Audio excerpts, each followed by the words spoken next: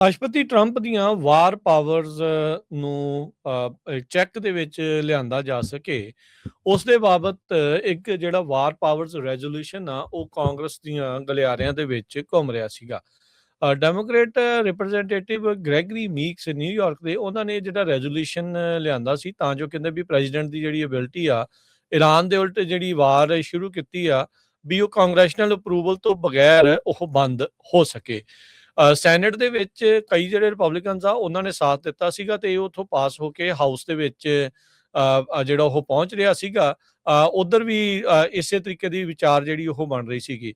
ਪਰ house Republicans ਦੇ ਵਿੱਚ ਵੀ ਜਿਹੜਾ ਹਰਜੋਤ ਸਿੰਘ ਜੀ, ਹਾਊਸ ਦੇ ਜਿਹੜੇ ਰਿਪਬਲਿਕਨਸ ਆ ਉਹਨਾਂ ਦੇ ਵਿੱਚ ਵੀ ਇਹ ਭਾਵਨਾ ਆ ਰਹੀ ਸੀ ਵੀ ਯਾਰ ਇਹ ਤਾਂ 60 ਦਿਨ ਤੋਂ ਉੱਤੇ ਹੋ ਗਿਆ ਟਾਈਮ ਲਾਈਨ। 1973 ਦੀ ਇੱਕ ਵਾਰ ਪਾਵਰ ਰੈਜ਼ੋਲੂਸ਼ਨ ਆ, ਜਿਸ ਦੇ ਤਹਿਤ ਜਿਹੜਾ ਇਹ ਮੰਗ ਕਰਦੇ ਆ ਵੀ ਕਾਂਗਰੈਸ਼ਨਲ ਅਪਰੂਵਲ ਦੀ ਜਿਹੜੀ ਉਹ ਜ਼ਰੂਰਤ ਆ। ਜੇ ਕੋਈ ਲੜਾਈ 60 ਦਿਨ ਤੋਂ ਵੱਧ ਜਿਹੜੀ ਉਹ ਚੱਲਦੀ ਆ, ਐਡਮਿਨਿਸਟ੍ਰੇਸ਼ਨ ਕਹਿੰਦੀ ਹੈ ਨਹੀਂ ਨਹੀਂ ਹੁਣ ਤਾਂ ਸੀਜ਼ਫਾਇਰ ਚੱਲ ਰਹੀ ਹੈ, ਲੜਾਈ ਚੱਲ ਨਹੀਂ ਰਹੀ, ਸੋ ਆਪਾਂ ਇਹ 60 ਦਿਨ ਵਾਲੀ ਗੱਲ ਜਿਹੜੀ ਇਸ ਦੇ ਵਿੱਚ ਬਣਦੀ ਨਹੀਂ ਆ। ਜਦ ਜਿਹੜੇ ਹਾਊਸ ਦੇ ਸਪੀਕਰ ਜੌਨਸਨ ਆ ਉਹਨਾਂ ਨੂੰ ਲੱਗਾ ਯਾਰ ਇਨਫ ਰਿਪਬਲਿਕਨਸ ਤੇ ਡੈਮੋਕ੍ਰੇਟਸ ਹੈਗੇ ਆ ਵੀ ਇਹ ਰੈਜ਼ੋਲੂਸ਼ਨ ਪਾਸ ਹੋ ਜਾਊਗਾ, ਤੇ ਉਹਨਾਂ ਨੇ ਵੋਟ ਹੀ ਪੁੱਲ ਕਰ ਲਈ। ਉਹ ਵੋਟ ਹੀ ਜਿਹੜੀ ਉਹ ਨਹੀਂ ਹੋਣ ਦਿੱਤੀ। ਸੋ ਟਰੰਪ ਤੋਂ ਇੰਨਾ ਜਿਹੜਾ ਉਹ ਡਰਦੇ ਨੇ ਜਿਹੜੇ ਹਾਊਸ ਦੇ ਸਪੀਕਰ ਮਾਈਕ ਜੌਨਸਨ, ਉਹਨਾਂ ਨੇ ਕਿਹਾ ਵੀ ਨਾ ਨਾ ਟਰੰਪ ਦੀ ਜਿਹੜੀ ਪਾਵਰ ਆ ਉਹ ਕਿਤੇ ਖੁੱਸ ਨਾ ਜਾਵੇ, ਇਸ ਲਈ ਆਪਾਂ ਇਹ ਜਿਹੜਾ ਇਸ ਦੇ ਉੱਤੇ ਵੋਟ ਆ ਉਹ ਨਹੀਂ ਕਰਾਉਣੀ ਹੈਗੀ। ਐਡਮਿਨਿਸਟ੍ਰੇਸ਼ਨ ਕਹਿੰਦਾ ਵੀ ਇਹ ਅਨਕਨਸਟੀਟਿਊਸ਼ਨਲ ਆ, 1973 ਦਾ ਲਾਅ ਆ, ਯਾਨੀ ਕਿ ਆਪ ਕਾਂਗਰਸ ਨੇ ਪਾਸ ਕੀਤਾ ਆ, ਤੇ ਕਹਿੰਦੇ ਵੀ ਅਨਕਨਸਟੀਟਿਊਸ਼ਨਲ ਆ।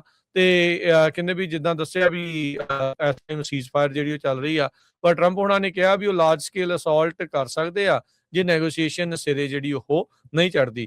ਪਬਲਿਕਲੀ ਤੇ ਪੋਲੀਟੀਕਲੀ ਕਾਫੀ ਦਬਾਅ ਜਿਹੜਾ ਹੈਗਾ ਇਸ ਕੌਨਫਲਿਕਟ ਨੂੰ, ਜੋ ਕਿ 3 ਮਹੀਨੇ ਪਹਿਲਾਂ ਸ਼ੁਰੂ ਜਿਹੜਾ ਉਹ ਹੋ ਚੁੱਕਾ ਸੀਗਾ।